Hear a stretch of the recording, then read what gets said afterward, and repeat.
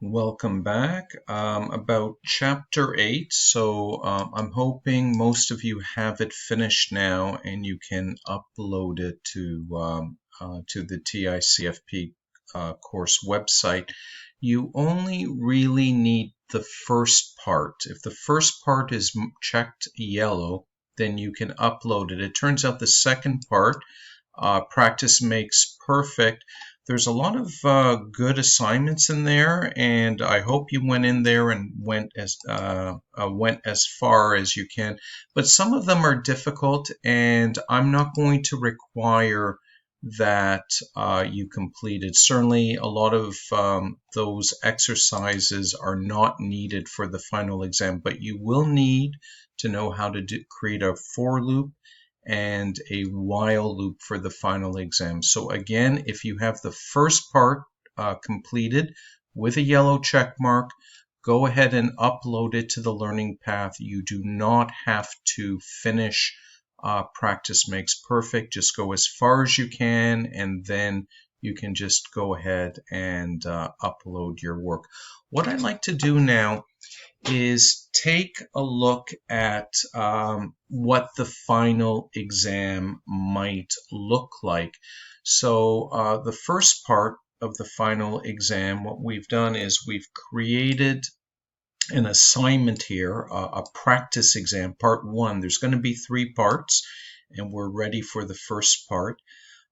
First thing you have to do here is you need to get a Python 2 editor online, any one that you feel comfortable with. I have one right here, so if you want to use that one, just simply right-click on it and open it in a new tab.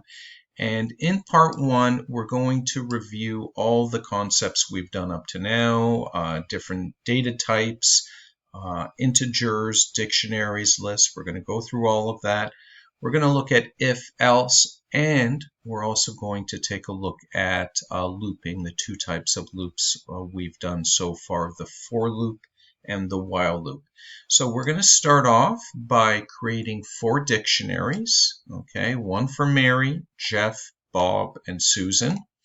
And these are employees in a company. And the keys, you can see the keys here: name, department, position, income, phone number, and years of employment, and the corresponding data type. So note here that phone numbers are a list, and years of employment and income are integers. Now, what are you going to do with these 4 dictionaries? After you declare them in Python, you need to create a list of employees, and you're going to have a complete list of all these employees. So these employee names you see here, Mary, Jeff, Bob, and Susan, they're referencing these dictionaries here. And then in question 4, we need to create a for loop where we're going to iterate through the list in question 4. This list that you created here with a for loop, you're going to go through it for every employee, for employee in employees. What are you going to do? You're just going to print out the positions. Okay, so you're going to go to every dictionary, go to the position key, and then print the position or the value of the key to the console. In question 5, we're going to define a function called seniority, and this function will accept 2 dictionaries as parameters, and what it will do is it will return the employee with the greater seniority or the greater number of years. So if we take any 2 employees here, like Bob and Susan, I see Bob has been employed for 5 years, and Susan has been employed for 3 years. So it will return Bob as the more senior employee in the company. And if the number of years are equal, then it returns a message instead, same seniority. Then there's going to be a second function defined called maximum salary. Okay, and this is the maximum salary that you can earn in a company. In this particular company, the maximum salary is $150,000. So how long does it take to reach that? How many years does it take to reach $150,000? Well, you're going to start off with a salary. So let's say Susan starts off with $94,000, or anyways, that's her current salary. I don't know if she started with that. And every year she's going to receive 15%. Her income is going to increase by 15%, and that 15% is compounded. So what do we mean by compounded? Well, let's say the first year is $100, 15% added to it makes it $115. And then in the second year, you want to calculate 15%, not of 100 again, but of 115. Eventually, you're going to reach 150,000. And we want to know how many years does it take to reach that maximum for any employee that is given to the maximum salary function. And as you guessed, this is going to require the do loop, or sorry, the while loop. Okay, so while the total salary is under $150,000, keep looping, keep adding 15%, and that's how you would do this one. So maximum salary accepts one dictionary as a parameter, and then it will print the number of years, or return the number of years required to reach the maximum salary. In question 7, we want the average salary. So what that's going to do is it's going to accept the list parameter. Okay, the list parameter is right here. Okay, we have 4 people in the employees list: Mary, Jeff, Bob, and Susan. And these in turn are the names of dictionaries that are defined in the previous question. Okay, and we're going to iterate or cycle through them and calculate the average. So that will be a for loop for employee in employees, and then you just go ahead and cycle through them.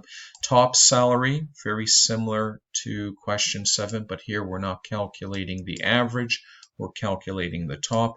Question 9 is another function, and the way it works, it doesn't receive any parameters, but what it does do is it returns a new dictionary. Okay, so you're going to prompt a user in this function. When the function is invoked or called, you're going to ask a user, do you want to create a new dictionary? So if the person enters Y for yes, then you continue prompting the user, please enter the employee name, department, position, income, phone number, and of course the number of years are going to be set to 0 because it's a new employee.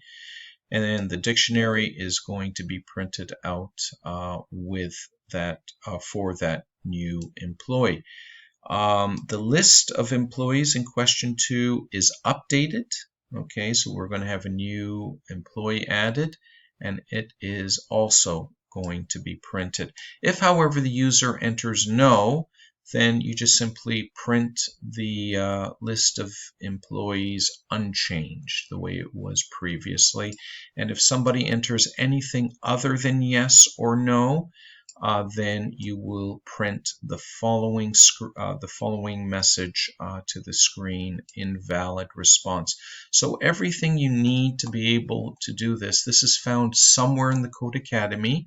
You just have to cut the pieces out, put them together, and just modify the code. But it's essentially all there. It's mostly just copy and paste existing code and just make small changes here and there for everything to work properly.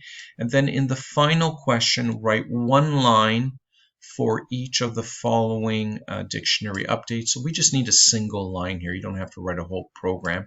So how would you add an additional phone number to any dictionary? So you don't need to write an actual function for this. Just give me the method or that adds an extra phone number. So you can see here each of these phone numbers fields have 2 phone numbers. What if you want to add a third phone